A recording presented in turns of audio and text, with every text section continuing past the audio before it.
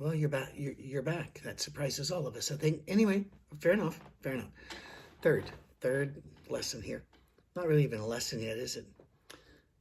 When it comes to chords, it would be helpful for you to write down on a sheet of paper just A, B, not the fingerings, just A, B, C, D, E, F, G. That's all the chords we got. Now, there are sevenths, and there are major sevenths, and there are minors, and we're going to learn all this because those are really fun.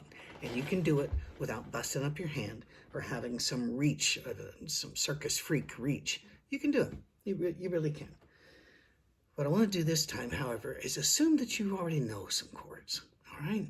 Let me just leap into there. We're going to do G, for example. Every chord has a bass.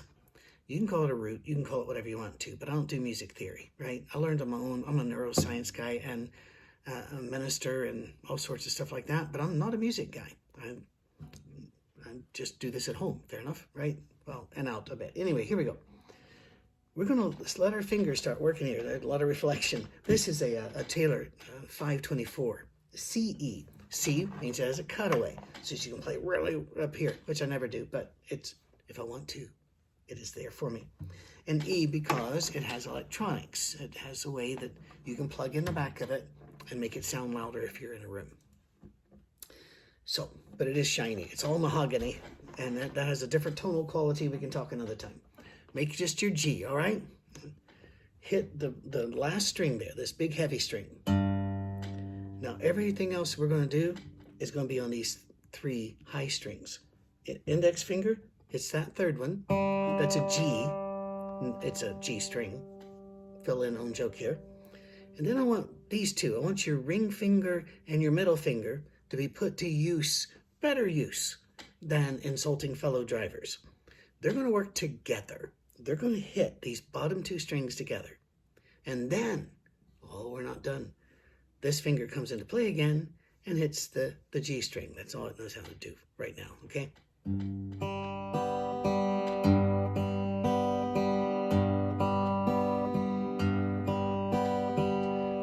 I assume at this point that you're throwing tip money at your phone. You can do that with any chord, but there's magic. There's generally another place to go with the thumb. I'm going to hit the fifth string, hit the fourth string,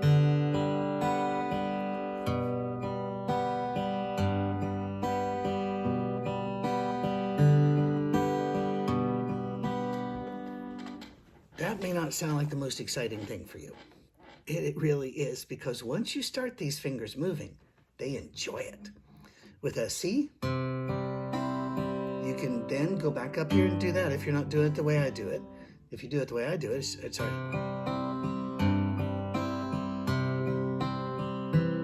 Oh, what did I do there? Hit the fourth string. With a C, with a G, you can use all the strings. It's very cool. There are some other chords like that, like an E.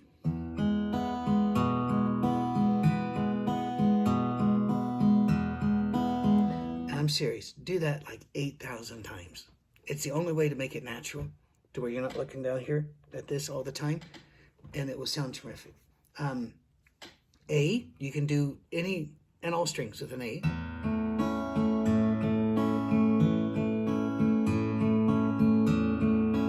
Right? But there are chords. You will find them. They lurk where you can't do that. And D is one of them.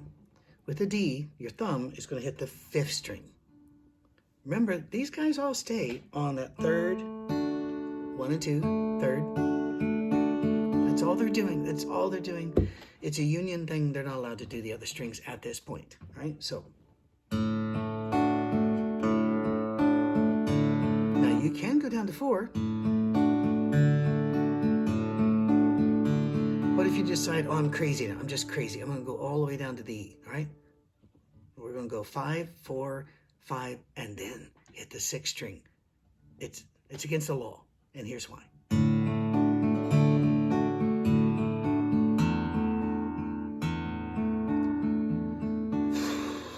At this point, the people in the room are sad that you didn't pick a nicer sounding instrument, like I don't know, a used clarinet, bagpipes. It's we need to have a moment of silence for the death of that chord. The reason is E doesn't fit with the rest of D. There is a way you can fix this. If you got a thumb up here and you can... Now if you're saying that hurts, then don't do it. There you go. You don't have to do it. It's not the law. But if you want to hit that E string up there and you're playing a D, you do. And you might be thinking, well, I've been, if I'm doing this, I can just stick with these strings. You're absolutely right. But there will be times where somebody will ask you to...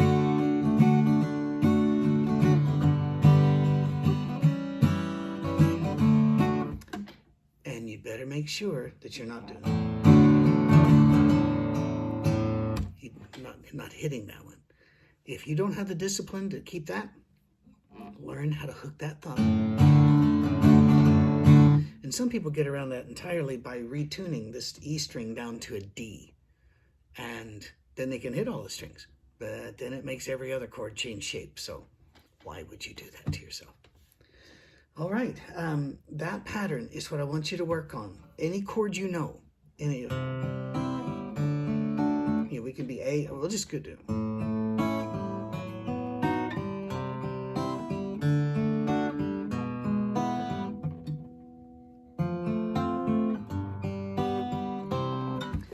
You can do it all. Blew the F there. I know how to play an F. But you have no proof of that yet. Maybe next time.